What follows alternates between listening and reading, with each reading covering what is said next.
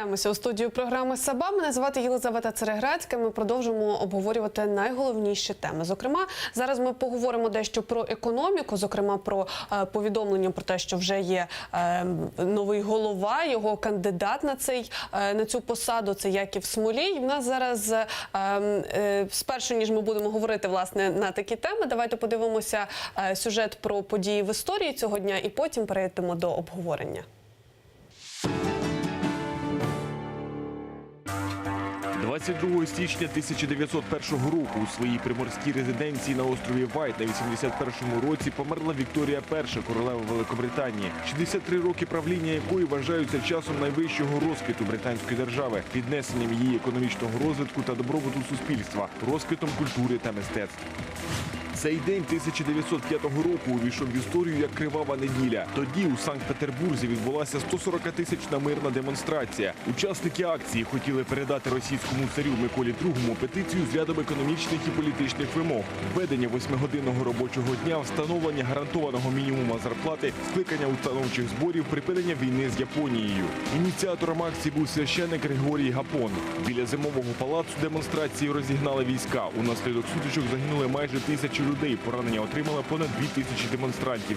Ця подія викликала в Росії хвилю забастовок і протестів і стала початком першої російської революції 1905-1907 років. Цього дня 1919 року на Софійському майдані в Києві директорія УНР проголосила акт злуки про об'єднання Української Народної Республіки і Західноукраїнської Народної Республіки в єдину соборну Україну. З УНР було перетворено в Західну область Української Народної Республіки.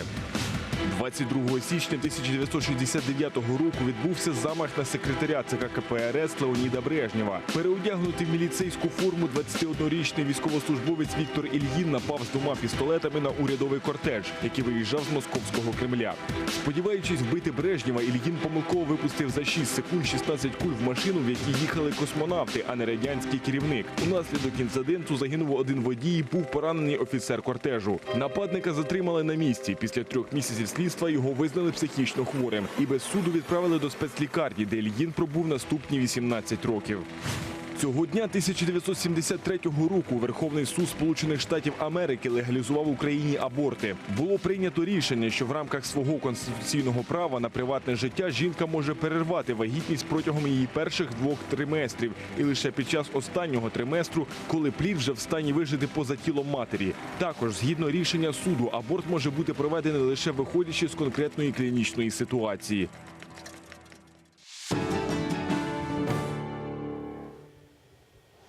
Отже, а зараз, як і обіцяли, перейдемо до обговорення економічних тем. І для цього в нас на зв'язку телефоном доктор економічних наук Володимир Удовиченко. Доброго ранку, пане Володимире. Доброго ранку, вітаю вас.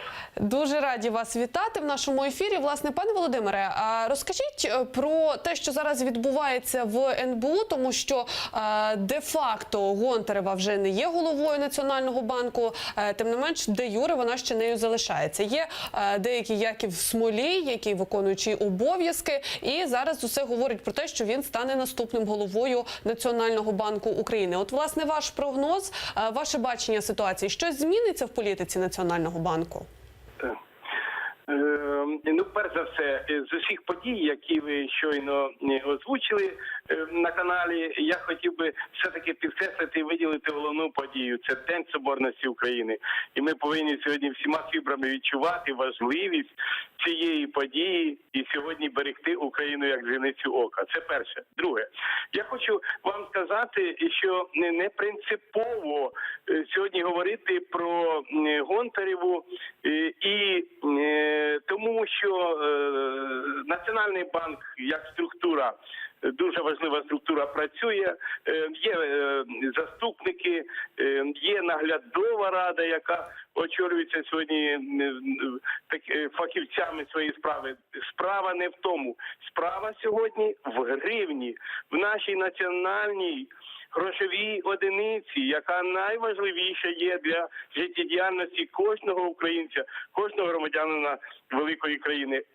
Гривня, курс її відносно до відповідних валют, в тому числі до базової долара, І це важливе питання. І сьогодні, коли працівники, коли заступник НБУ говорить про те, що це тимчасові коливання, і вони носять такий об'єктивний характер, то не можна з цим погодитись, тому що це процес більш глибокий, і він може мати великі наслідки. І він сьогодні має ці наслідки навіть в плані соціально-психологічного аспекту. Тому Міжнародний валютний фонд дає допомогу, і ця допомога, перш за все, повинна виконувати роль стабілізатора тієї ж грошової одиниці. І сьогодні запасів для того, щоб гривню утримувати в необхідному курсі,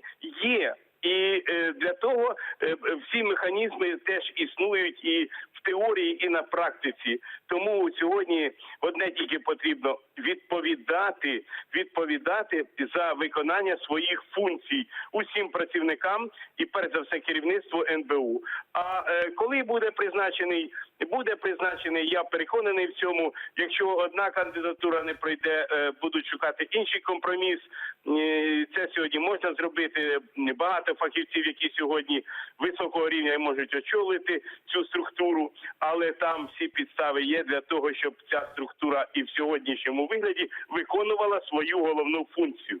Пане Володимире, а у мене тоді наступне запитання ось саме стосовно курсу гривні, тому що, знову ж таки, прес-служба Національного банку України нещодавно повідомила про те, що є вірогідність переходу до інших і взагалі зміни підходів розрахунку курсу долара. От що ви можете сказати про це? Тому що я знаю, що є певна система, вона називається дані Валклі, за якими, власне, відбувається зараз розрахунок курсу. І чого чекати у випадку його зміни? Це якось вплине на ситуацію? Це форма організаційна, але це не зміст. А зміст один – це вартість грошової одиниці і її можливість за її придбати все необхідне, що потрібно сьогодні для людей. Ось в чому справа. Ну, тобто, власне, ніяких фактичних змін це за собою не понесе? Практично так. Це проблема. Проблема залишиться, якщо ми не будемо виконувати функцію, про яку ми з вами щойно поговорили.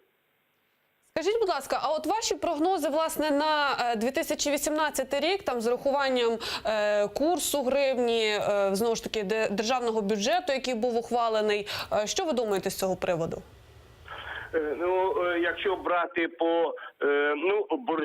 бюджет ухвалений такий, який він є, звісно, із дефіцитом, але це реальний стан економіки. І тільки через зростання економіки, через інвестування в економіку, через створення робочих місць, високотехнологічних, високооплачуваних, через нову економічну політику можна буде розраховувати на збільшення бюджетних ресурсів. Сьогодні, на превеликий жаль, маємо те, що маємо.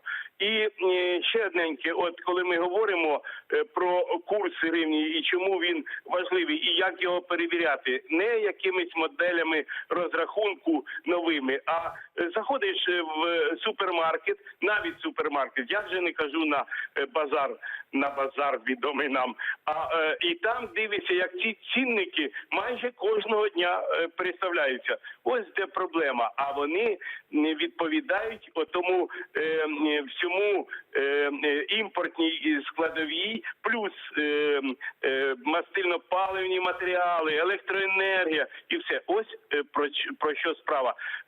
В чому справа? Справа в недопущенні сьогодні знецінення грошової одиниці України гривні. Дякую. Пане Володимире, у мене ще є одне запитання до вас. В контексті того, що Верховна Рада України прийняла закон про приватизацію державних підприємств, от, власне, на вашу думку, як це вплине на економіку? Це, можливо, дасть новий поштовх до її розвитку, чи як ви вважаєте? Так, це взагалі дуже позитивне явище. Приватна власність на протязі всієї своєї історії довела свою конкурентну спроможність, конкурентність. в порівнянні з усіма іншими видами власності, перш за все державною. І тому це дуже позитивний момент. Але є завдання створення і певних умов для того, щоб прийшли ефективні інвестори до України на цю приватизацію. А для цього повинні бути їм певні гарантії і умови. Сьогоднішні умови економічних свобод, сьогоднішні умови фіскальної політики, всіх проблем, які пов'язані із відносинами власності, то для інвесторів, великих інвесторів сьогодні дуже багато ризиків в Україні. Тому, крім прийняття закону про приватизацію, потрібно дбати про і приймати термінові рішення щодо створення необхідних економічних умов, сприятливий, як ми в теорії знаємо, сприятливий інвестиційний клімат повинен бути для того, щоб прийшли на цю приватизацію і вона стала ефективною. І хочу сказати, для того потрібно продовжити децентралізацію державного управління з передачею можливості усієї дозвільної системи на місцевий рівень. А громадянське суспільство сьогодні візьме і готове взяти на себе відповідальність для забезпечення рівних можливостей для усіх інвесторів на місцевому рівні. А як би ми, щоб ми не говорили, а все відбувається саме на рівні, де проживають люди в селі, селищі і місті. Ось тут треба зосередити сьогодні усю дозвільну систему і створити умови відповідні, які б гарантували, які б зменшували, які б знівельовували ризики для великих інвесторів. Я вас зрозуміла. Ми дуже вам дякуємо за ваші коментарі, за те, що ви долучилися до нашого ефіру. З нами на зв'язку був доктор економічних наук Володимир Удовиченко. Ми зараз візьмемо невеличку перерву, після чого повернемося в студію і продовжимо говорити на тему економіки. Не перемикайтеся.